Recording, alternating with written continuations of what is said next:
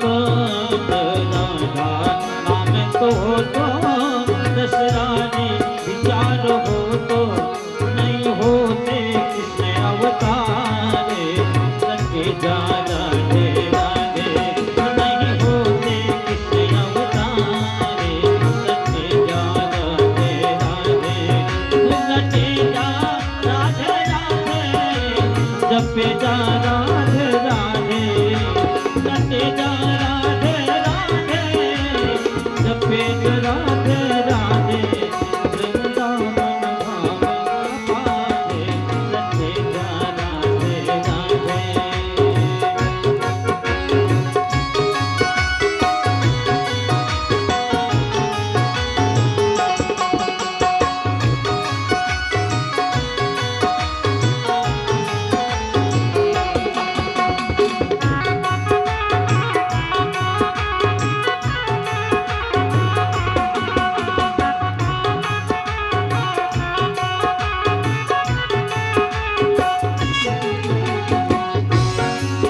जो वृंदावन में आयो बिन राधे नाम न गायो जो वृंदावन में आयो बिन राधा नाम न गायो।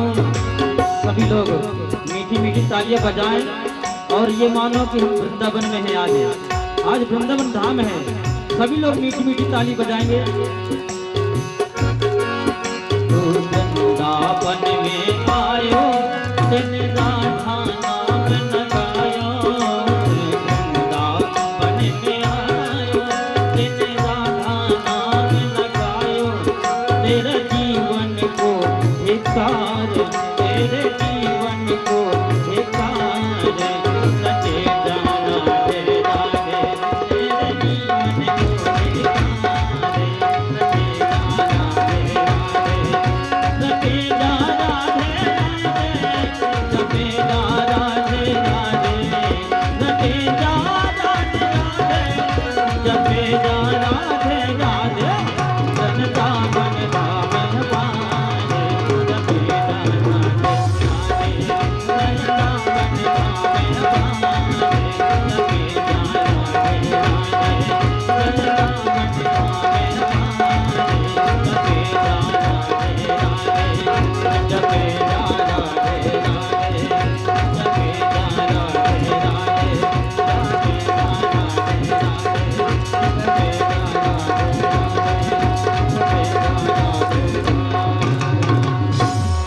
बोलिए श्री वृंदावन धाम की जय हो। तो सब वृंदावन पहुंच गए हैं। वृंदावन धाम में अपार रटे जा राधे राधे। वृंदावन की महिमा कहने में कोई समर्थ नहीं है। ऐसे वृंदावन में सब निवास करना शुरू कर रहे हैं। और वृंदावन में रहते रहते नंदादि जो लोग हैं वो काम तो अपना करते हैं। बार बार देखिए इस चीज की चर्चा बार बार मैं करने का प्रयास कर रहा हूं कि अपना काम करते हुए भगवान स्मरण आवश्यक है। सुखदेव भगवान भी कहते हैं इति नंदादयो गोपाल कृष्ण राम कथां मुदा कुर्वन्तो रममाणश्च न बिंदन भव वेदना न बिंदन। आनंद मनाते हुए भगवान की चर्चा आपस में करते हुए भव की जो वेदना है, भव की वेदना क्या है? तीन ताप। हम तीन तापों से तप रहे हैं। वह भव वेदना भगवान नाम के चर्चा से, उनके स्मरण से वह भव वेदना नहीं किसी को सता रही है। तो अपना काम करते हुए जिसको जो ड्यूटी मिली है, जो जिसके कर्म हैं, उसको करते हुए भव वेदना से बचने का क्या उपाय है? भगवान की कथा श्रवण। जितनी देर आप इस कथा मंडप में बैठे हैं, आप भगवान की गोद में हैं साक्षात। आप तीनों ताप छू नहीं सकता। यहां किसकी सन्निधि है? बड़े बड़े महात्मा, ऋषि मुनि, हनुमान जी जैसे दिव्य वपुधारी लोग, पहले ही सबका आवाहन हो चुका है। सब यहां विराज रहे हैं, सब कथा को सुन रहे हैं।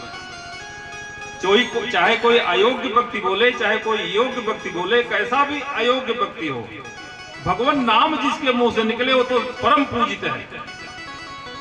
तो भगवान की कथा चल रही है, उस कथा को गाते बजाते सुनते सुनाते गोप गोपी जितने लोग हैं सब वृंदावन में आनंद मना रहे हैं और किसी को भव वेदना का अनुभव नहीं हो रहा है। अब भगवान ने कहा मैया अब आ गया हूं वृंदावन, अब मैं चराऊंगा गैया। मैया ने कहा बेटा पहले बछड़ा चरा तो, गैया बाद में चराना। भगवान को बछड़ा चराने के लिए नियुक्त किया गया और भगवान बछड़ा लेके निकले तो वत्सासुर आ गया। वहां भी नहीं छोड़ रहा कंस, पीछे पड़ गया। वत्सासुर आया, भगवान ने उसकी टांग पकड़ी और कैंत के पेड़ पर पटक के मारा। उसका हो गया गोविंदाय नमो नमः। बकासुर वत्सासुर का उद्धार हुआ। बकासुर आया, उसका भी उद्धार भगवान ने किया। भगवान के मित्र कहते हैं तूने बैल मार दिया, क्योंकि वत्स के रूप में आया था। तो मित्रों ने कहा तूने बैल मार दिया कन्हैया। उन्होंने कहा देख रहा क्या सामने पड़ा है, तो राक्षस है, बैल कहां मार दिया? तुमने पकड़ा क्या था? बैल ही तो पकड़ा था ना। मारने की तेरी नीयत किसकी थी? बैल की। भगवान यद्यपि अंतर्यामी है, लेकिन लीला में भगवान उसका प्रायश्चित करते हैं कि मेरे से बैल मर गया। और भांडीर को कौन सा वन है? गंगा जमुना जी के उस पार एक वन है जहां आज भी सोमवती का मेला लगता है, सोमवती अमावस्या। वहां पे भगवान ने पश्चाताप किया। फिर आया अघासुर। अघासुर अजगर का रूप बना के आया। भगवान ग्वाल बालों के साथ उसके पेट में घुस गए। उसकी योजना थी कि मेरे पेट में घुसेंगे और मैं सबको चबा जाऊंगा। भगवान ग्वाल बालों को लेकर उसके पेट में घुसे और इतना शरीर अपना बढ़ाया कि वो मर गया। उसका रंध्र जो है फूट गया और वो मर गया। उसके बाद भगवान ने कहा चलो कुछ क्या क्या बांध के कौन लेके आया, चलो कुछ खाते पीते हैं। और ब्रह्मा जी की अकल भी ठिकाने लगानी है। भगवान ने जितना असुरों को उद्धार किया उतना ही देवताओं को भी समझाया है कि अपने को सबसे बड़ा मत मानो लीला क्षेत्र में। अब भगवान एक मंडल बना के बैठे हैं। सबसे नजदीक कौन है? जो सबसे छोटा, उसके बाद उससे बड़ा, उसके बाद उससे बड़ा, उसके बाद उससे बड़ा, जो सबसे बड़ा हो सबसे पीछे। मानो भगवान यह बताना चाहते हैं कि अगर मेरे निकट आना है तो सबसे छोटे बन जाओगे तो मेरे निकट आ जाओगे। चैतन्य महाप्रभु कहते हैं तृणादिक सुने चेन तरोरप सहिष्णुना अमानिना मान देन कीर्तनीय सदा हरि। अपने को सबसे छोटा समझो, तृण से भी छोटा। तृण के ऊपर आपका पैर पड़ता है, तृण दब जाता है, फिर खड़ा होता है। धूप के ऊपर चलिए, मोठा के ऊपर चलिए, घास के ऊपर चलिए, उसको कोई फर्क नहीं पड़ता। पेड़ में डंडा मारिए तो फल देता है। तृणादप सुनी चेन तरोरप सहिष्णुना अमानिना मान देन। स्वयं अमानी रहे कि हमको सोफा मिलेगा, हम तो जमीन पे बैठेंगे, इस चीज की अपेक्षा न हो। अमानिना, स्वयं अमानी रहो और मान देन, दूसरे को मान दो। अमानिना मान देन और कीर्तनीय सदा हरि। छोटे बनने का ये सब उपाय है। और बड़े कैसे बनते हैं पता है आप लोगों को? बड़े बनने में बड़ी समस्या है। हमारे गुरुदेव कहते हैं बड़ा जिसको बनना है उसको बहुत झेलना पड़ेगा। कैसे? जमीन की जुताई होगी, उड़द का बनता है ना बड़ा। जमीन की जुताई होगी, उड़द बोया जाएगा, फिर अरहर के साथ पैदा होगा, फिर नोच के आएगा, फिर पीटा जाएगा, फिर दरा जाएगा, फिर दाल बनेगी उसकी, फिर भिगोया जाएगा, फिर तेल में तला जाएगा, उसमें नमक मिर्च भी मिलाया जाएगा, तब क्या हो जाएगा वो बड़ा।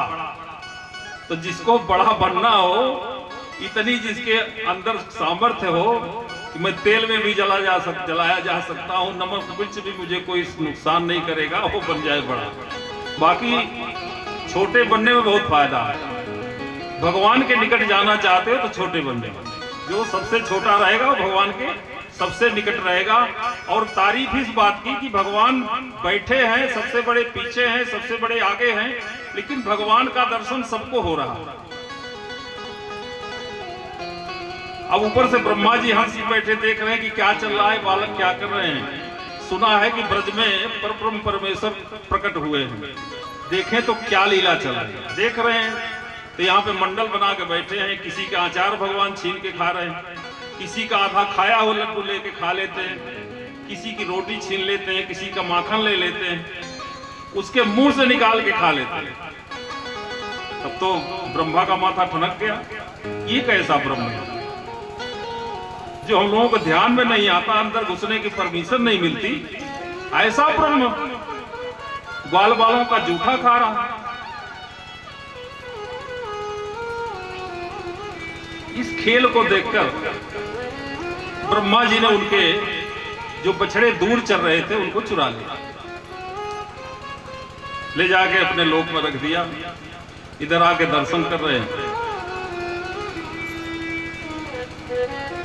बिभ्रद वेरुम जठर पटयो सिंह वेत्रे च कक्षे वामे पाणौ मसृण कवलम तत्फलानंगुलीषु तिष्ठन् मध्येषु परिहृदयो सुहृदो हास्यन्नर्म विषयैः स्वर्गे लोके विशति विभुजे यज्ञ यज्ञ के भोक्ता भगवान यही है जो दूसरों का जूठा छीन छीन के खा रहे हैं, मांग के नहीं, छीन के। तो उन्होंने उनके बछड़ों को चुरा लिया। भगवान को सब पता है, सर्वांतर्यामी भगवान है। इधर खाना पूरा हुआ और देख भगवान ने कहा कि तुम लोग खाते रहो, मैं बछड़ों को पता करके आऊं कहां चले गए। बहुत दूर निकल गए, दिख नहीं रहे। अब भगवान जैसे उधर गए वैसे ग्वाल बालों को भी चुरा लिया। भगवान आए और देखा तो लीला हो गई, वो समझ गए सारी बात। तो भगवान अपने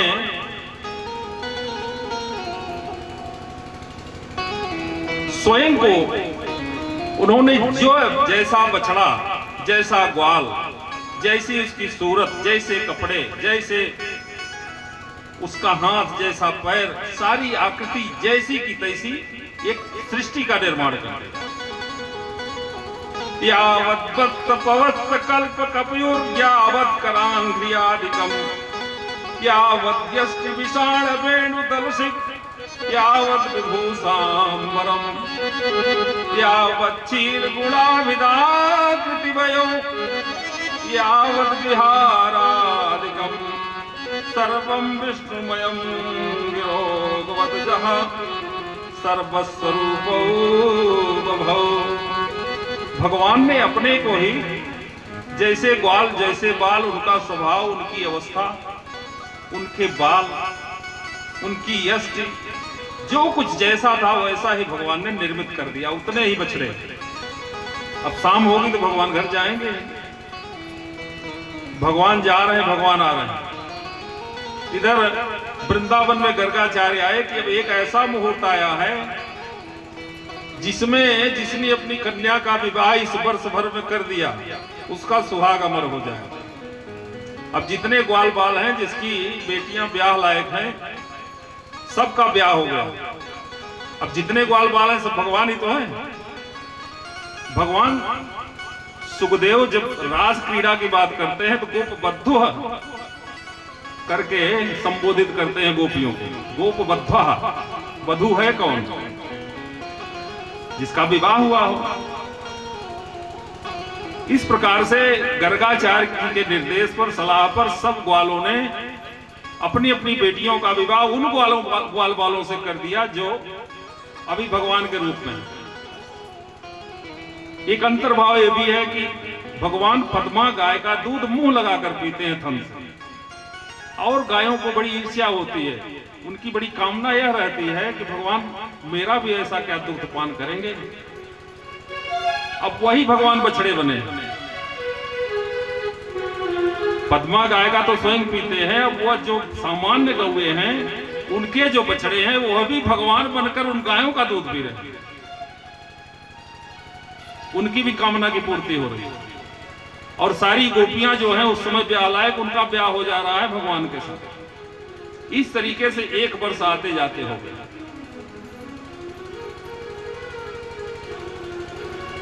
एक वर्ष बाद जब ब्रह्मा जी आए, फिर देख रहे हैं तो यथावत सारा कुछ चल रहा है, कोई समस्या ही नहीं है यहाँ पे। उन्होंने देखा, फिर प्रकट हुए और अपने को बहुत लज्जित महसूस किया भगवान की। उन्होंने स्तुति की। स्तुति में कहा कि हे भगवान, हम लोग नाहक अपने को भगवान मान बैठते हैं और अभिमान में चूर होकर जो नहीं करना चाहिए वो भी कर बैठते हैं, इसलिए हमको क्षमा करें। स्तुति करना, स्तुति मतलब सरल भाषा में इसको कह लीजिए कि बड़ाई। भगवान स्तुति प्रिय हैं और हम सब भी स्तुति प्रिय हैं। कोई सामने बड़ाई करे तो बड़ा अच्छा लगता है, ऊपर से बड़े नाटक करे, नहीं नहीं मैं किसी लायक नहीं हूं, लेकिन अंदर से तो लगता है वाह जी वाह, सही बात बोल रहे हो। लेकिन स्तुति प्रायः झूठी होती है हमारी आपकी। कुछ लोग तो स्तुति लायक हैं लेकिन सब नहीं है। तो स्तुति का मतलब होता है सीधे सीधे बड़ाई। ब्रह्मा जी आके उनकी स्तुति करके चले जाते हैं, लेकिन भगवान ने एक शब्द उनके प्रतिक्रिया में कुछ नहीं बोला कि हाँ तुम ठीक कर रहे हो कि बुरा कर रहे हो कि अच्छा किया, ऐसा क्यों किया। अकबर के दरबार में एक श्रीपति नामक की कवि थी, वो भगवान का ही गुण गाना चाहते थे। वो किसी सांसारिक व्यक्ति की चाटुकारिता नहीं करना जानते न चाहते थे। एक बार उनके दरबारी कवियों ने एक समस्या रखी, समस्या पूर्ति, समझ रहे हैं, आधा बता दिया आधा आप पूरा करो। सबने कहा कि श्रीपति आप भी समस्या पूर्ति में भागीदार बनिए, आप भी बताइए। वह समस्या क्या थी? करो मिली आस अकबर की, सारे लोग मिलकर अकबर की आस करो, अकबर की आस करो, उनके दास बन के रहो। समस्या थी कि करो मिली आस अकबर की, इसको पूरा करना है। बड़े चक्कर में पड़े और दरबारी जो थे उनको पता था कि अकबर की प्रशंसा करेंगे नहीं, भगवान के आगे किसी को जानते नहीं, तो ये दरबार से बाहर होना तय है। अकबर की प्रशंसा करेंगे नहीं तो नाराज होगा और नाराज होकर इनको बाहर करेगा, तो हमारे लोगों की बात बन जाएगी। हमेशा उनको प्रथम पुरस्कार मिलता था कवित्व में, तो इस प्रकार से उनके खिलाफ षड्यंत्र रचा अन्य कवियों ने और कहा कि इसकी पूर्ति करो। अकबर से कहा, उन्होंने कहा मैं इसमें भाग नहीं लेना चाहता, लेकिन अकबर से जब कहा गया तो अकबर ने कहा आप भी भाग लो। समस्या क्या है? आप कविवर हैं, बुद्धिमान हैं, विद्वान हैं, आप भी भाग लीजिए इसमें। तो उन्होंने कहा, उसकी समस्या की पूर्ति में लिखा, समस्या थी करो मिलिया से अकबर की। उन्होंने कहना शुरू किया, जरा सा भी ध्यान नहीं दिया कि कौन मेरे सामने है। अब के सुल्तान फुनियान समान, आज के जो सुल्तान हैं ये चिनगारी के समान। बताइए, शुरुआत में बादशाह के सामने कह रहे हैं अब के सुल्तान फुनियान समान, ये तो बांधत पाग अकबर की। ये अभिमान की पाग बांधते हैं, इनके अंदर कुछ नहीं होता है, केवल बाहर की शोबाजी है। अब के सुल्तान फुनियान समान, ये बांधत पाग अकबर की। और हरि को तज के और जो भजे, जीव कटे ते ही जब्बर की। मेरा मन तो यह है कि हरि को तज और जो भजे, जो दूसरे को भजता है, दूसरे की सेवा करता है, उस बोलने वाले को, उस सेवक की जीभ कट जाए। कब के सुल्तान पुनियान समान ए बांधत पाग अकबर की हरि को तज के और ही जो भजे जीभ कटे तेहि लब्बर की शरणागत श्रीपति के श्रीपति जो हैं शरणागत श्रीपति के मैं श्रीपति का शरणागत हूं।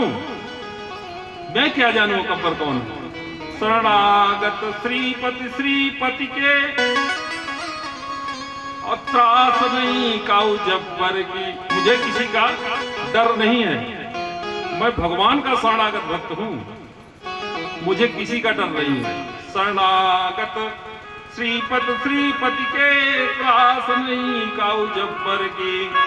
और जिनको हरि की कुछ आस नहीं, जिनको भगवान की कोई आस नहीं, जिनको भगवान का कोई भरोसा नहीं है, ते मिले करी सब मिली करें आस अकबर की। जिनको भगवान के ऊपर भरोसा ना हो, जिनको भगवान की आस न करनी हो, सो करे मिली आस अकबर की। अर्थात तुम लोग अकबर की आस करो अकबर की। मैं तो श्रीपति का शरणागत हूं, मैं अकबर के बारे में कुछ नहीं कहना चाहता। बोलिए श्री वृंदावन बिहारी लाल की जय। तो भगवान ब्रह्मा प्रकट होते हैं और कहते हैं कि भगवान मेरे से गलती हुई, मैंने आपको समझा नहीं। और कहते हैं तत्तेनुकंपाम सुसमीक्षमाणो। बहुत बढ़िया बात। तत्तेनुकंपाम सुमीक्षमाणो सुसमीक्षमाणो भुंजाने वाकुतम विपाकम हृदवाग बपुर्भिर्विदधन नमस्ते जीवे तो मुक्ति पदे सदाय भाग।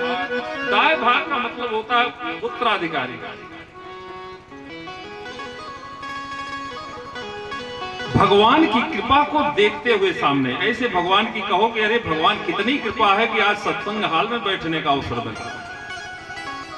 हम सोचें कि आज हमें भगवान का गुणागान करने का अवसर मिला है।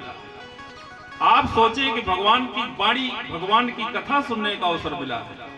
तो सुसमीक्षमाणो तत्तेनुकंपाम, आपकी कृपा का अवलोकन।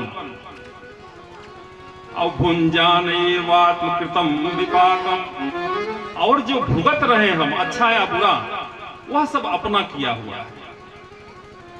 भुंजान एवात्मकृतम विपाकम हृदयाग बपुर्भिर्विदधन नमस्ते। और भगवान के चरणों में हृदय से, वाणी से, शरीर से प्रणाम पूर्वक यह जिस तरीके से जो जीता है वह भगवान की संपत्तियों का अपने आप अनायास अधिकारी है। बोलिए श्री सीतारामचंद्र भगवान की जय। दाय भाग का मतलब होता है जैसे पिताजी के मरने के बाद वरासत हो जाती है, वैसे भगवान का जो ऐश्वर्य संपत्ति, जो उनका सुख है, इस तरीके से जो महसूस करता हुआ जीवित रहता है उसे अपने आप सब कुछ मिल जाता है। बोलिए श्री ब्रह्मा जी महाराज की जय। तो एक वर्ष बाद ये लोग जब पहुंचे वृंदावन, एक वर्ष जब समय बीत गया, रोज आ रहे हैं जा रहे हैं, आ रहे हैं जा रहे हैं, लेकिन जब इन्होंने स्तुति की और पुराने वाले सब, पुराने बछड़े, पुराने ग्वाल, पुराने बाल सब आए, तब इनको बताया अरे ऐसे ऐसे आज कन्हैया ने अघासुर को मार दिया। बोलिए श्री अघासुर निकंदन भगवान की जय।